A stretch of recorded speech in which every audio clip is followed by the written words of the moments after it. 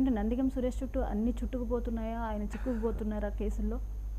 మరియమ్మ అనేటువంటి ఒక మహిళ, ఆవిడ హత్య జరిగింది. అయితే చేసిన వాళ్ళు నందిగం సురేష్ అనుచరులు అనేది అప్పుడు బయటకు వచ్చినటువంటి సమాచారం. అప్పుడు వైసీపీ అధికారంలో ఉంది. అయితే ఆమె కుమారుడు ఈ హత్య వెనకాల బ్రెయిన్ బిహైండ్ అంటారు, అంటే కుట్రదారుడు. ఈ హత్యకి పథకరచన చేసినటువంటి వ్యక్తి సురేష్ అనేది ఆయన ఆరోపించాడు. ఆరోపించడం మాత్రమే కాదు, తన కంప్లైంట్లో ప్రస్తావించాడు. ప్రస్తావించినప్పటికీ పోలీసులు దాన్ని సీరియస్గా పట్టించుకోలేదు. పట్టించుకోకపోవడానికి కారణం అధికార పార్టీ, అప్పటి అధికార పార్టీతో ఉన్న వ్యక్తి, పైగా ముఖ్యమంత్రికి సన్నిహితంగా ఉన్నటువంటి వ్యక్తి. అందుకని అతని పేరు తప్పించి మిగిలిన వాళ్ళ మీద కేసు ఫైల్ చేస్తారు, అయిపోయింది అది.